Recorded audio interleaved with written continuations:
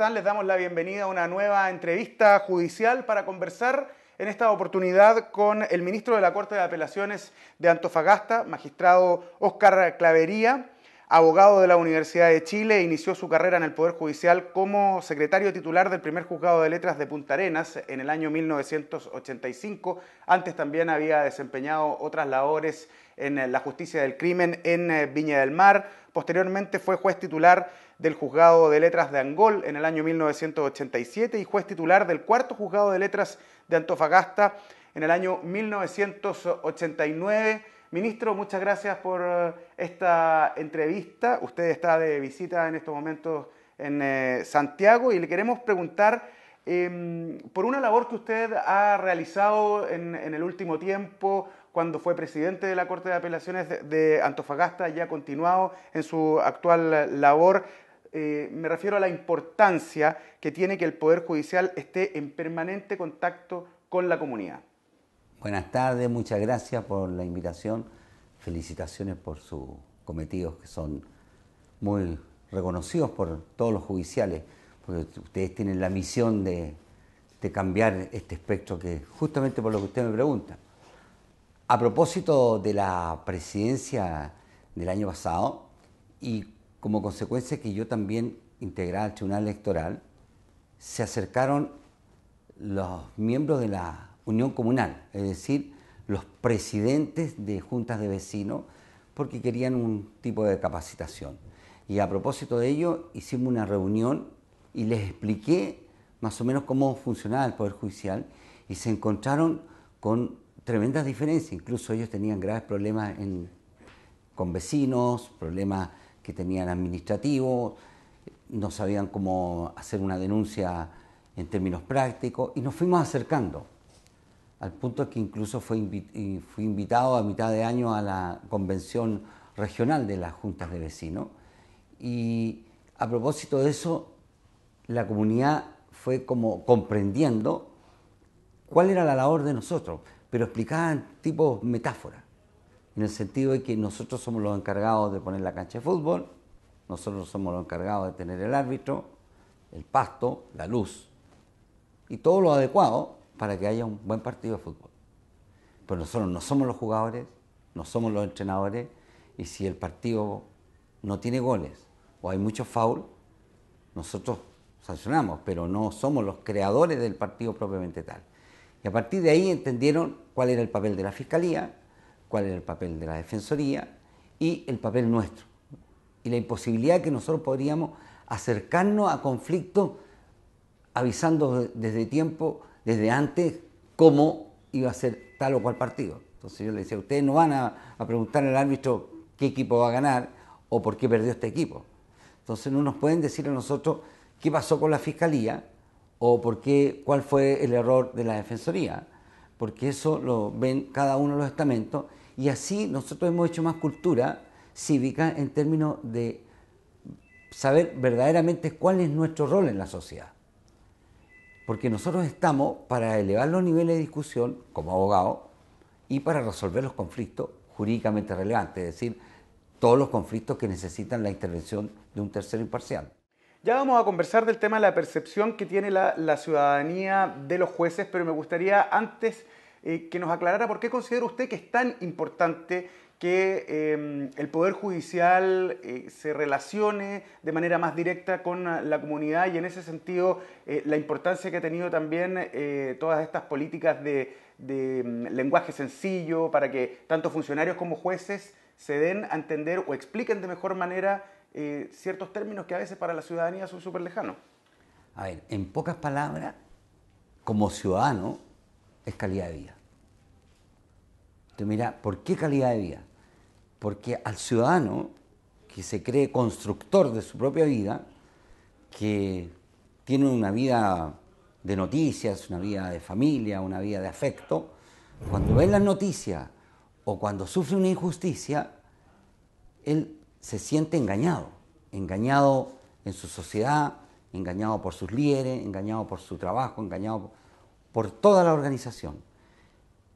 Cuando nosotros le presentamos verdaderamente el papel que nosotros cumplimos, la forma que debemos resolver y la importancia que significa no equivocarnos, como también resaltar los derechos que hay que respetar, allí es más fácil que ellos comprendan. Y inmediatamente la ciudadanía piensa, bueno, estamos en otras circunstancias, tenemos que pensar de otra manera y tienen una comprensión distinta. Ahora, desde el punto de vista de mi labor, como funcionario judicial, es nuestro deber que la sociedad en general, comprenda nuestra labor para que las críticas sean bien recibidas por nosotros y podamos corregirlas, pero unas críticas constructivas, directas, técnicas o que sean populares, pero que podamos responderlas, no esas críticas abiertas donde es imposible recogerlas.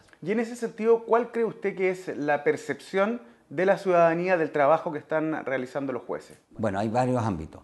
En términos del mayor, el de la puerta giratoria, yo lo expliqué a la comunidad, se lo expliqué incluso a los senadores, lo expliqué en varias reuniones, en la Junta de Vecinos también, que nosotros tenemos más de 1000 condenados, tenemos más de 1000 años de condena y tenemos un porcentaje muy superior a la media nacional, y Chile tiene un porcentaje altísimo de personas presas y condenadas en relación a la población.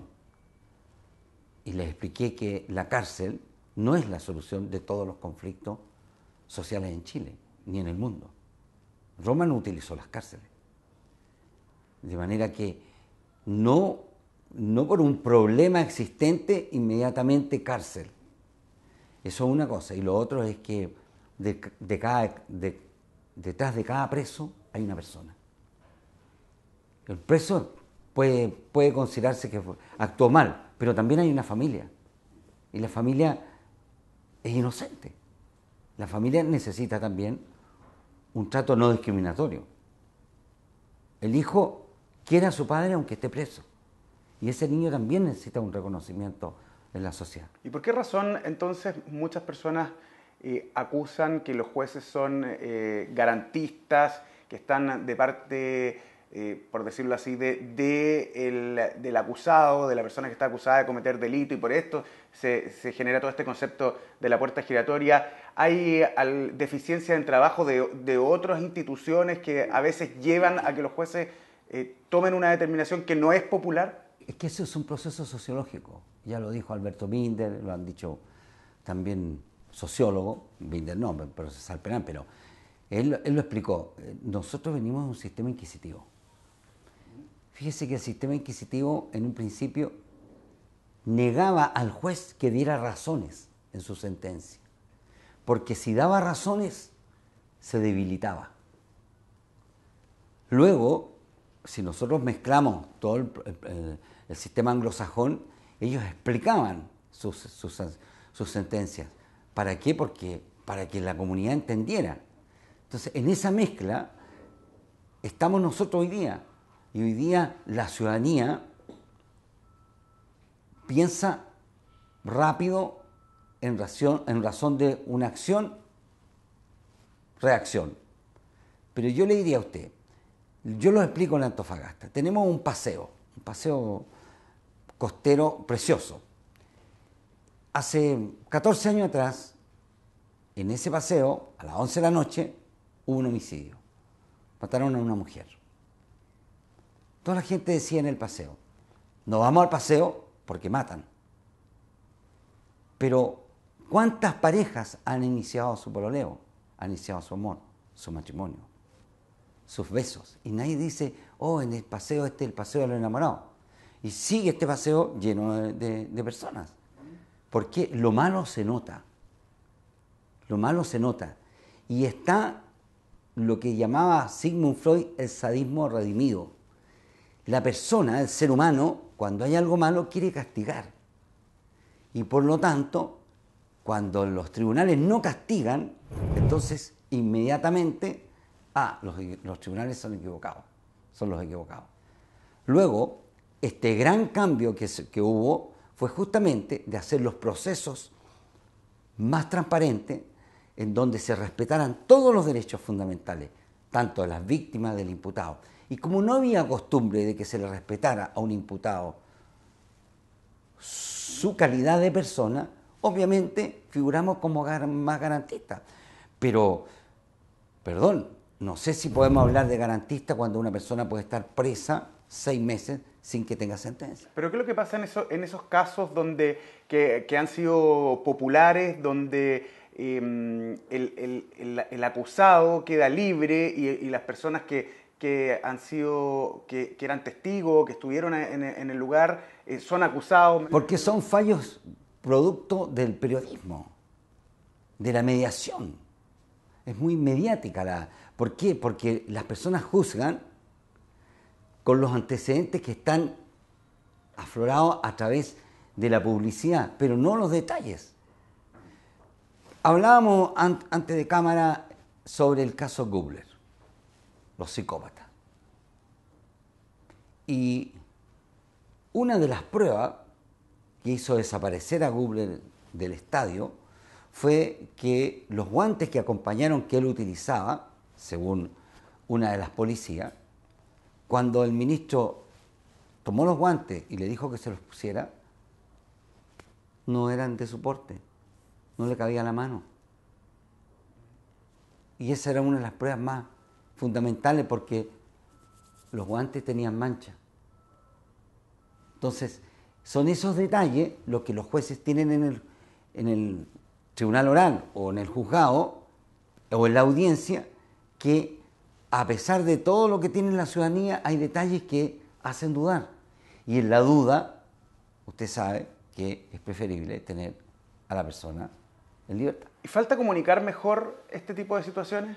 Algo hemos mejorado porque los últimos juicios fueron filmados completamente. Y ahí la ciudadanía se forma una visión mucho más general y más objetiva. Yo creo que es importante, sobre todo en los juicios más emblemáticos, hacer por último un resumen de lo que significan las pruebas fundamentales. Y ahí se obliga a los jueces a dar las razones. Ahora bien, si uno de estos juicios hay razones que son inexplicables para la ciudadanía y para cualquier ser humano, esos juicios pueden ser anulables. Y obviamente si ese tema que se va a discutir en un momento y nosotros le damos la publicidad, lo va a revisar la Corte de Apelaciones o la Corte Suprema. Y ella, si efectivamente ese juicio equivocado fue el que decidió el juicio, va a anular el juicio. De manera que la transparencia a nosotros nos conviene y ahí va a desaparecer esa sensación del garantismo. Cuando la ciudadanía, yo le explico en la Antofagasta, cuando la ciudadanía habla que los jueces son garantistas, entonces lo que están pidiendo la ciudadanía que nosotros volvamos atrás y que no respetemos los derechos fundamentales. Si nosotros no respetamos los derechos fundamentales, los juicios no van a ser convencibles, no van a ser juicios que trasciendan a la ciudadanía en términos que le sirva tanto al imputado como al ciudadano, porque va a quedar la duda. Lo quiero invitar a que hablemos de otro tema. Usted ha desarrollado su carrera judicial básicamente en regiones. ¿Cuál es la diferencia de trabajar de la administración de justicia en regiones? Bueno, las principales dificultades, por ejemplo, que han tenido. Regiones completamente distinto Santiago. Aquí en Santiago todo se mueve en grandes números y los jueces y las personas casi no tienen injerencia en el sistema. No sé, desde el pequeño detalle de la calidad del confort, del papel higiénico, del trabajo diario, al trabajo en regiones. La mayoría de las regiones vamos a almorzar a mediodía o a una hora adecuada, regresamos a trabajar, tenemos mucha calidad de vida en términos de trabajo, no tenemos grandes aglomeraciones, en la cercanía al juzgado no perdemos el tiempo que pierden ustedes, que es maravilloso diario si uno cuenta cuánto tiempo han gastado ustedes en locomoción diaria a nosotros, que estamos en 8 minutos en un lugar y en 5 minutos en el otro. Primero eso. Segundo, las regiones, si uno lo suma en términos generales, tenemos más poder unidas que la propia área metropolitana. O sea, si ustedes ven, por ejemplo, las garantías que tenemos los jueces en regiones son muy superiores a las garantías que tienen los jueces en en Santiago. No se conciben los jueces, los secretarios y algunas oficinas si no son oficinas con baño individual propio. ¿Y las dificultades? Las dificultades son que estamos lejos del centro en términos de ir incorporando la tecnología de punta, o sea, va llegando al final. Pero también nos hemos organizado de manera que llegue todo casi unísono. Ahora en Antofagasta se está viviendo una situación diferente en los últimos años, producto de la gran cantidad de inmigración que ha llegado a esa región.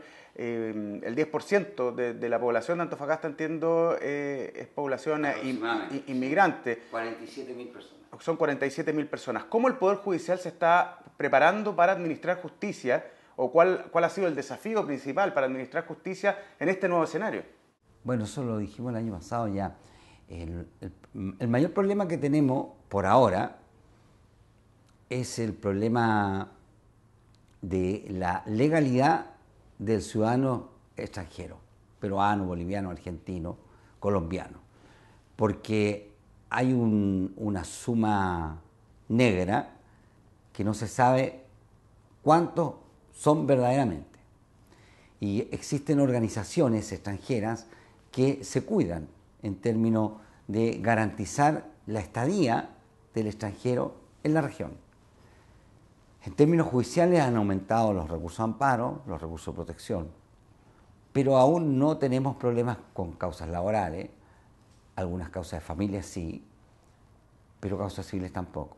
¿Cómo nos hemos organizado?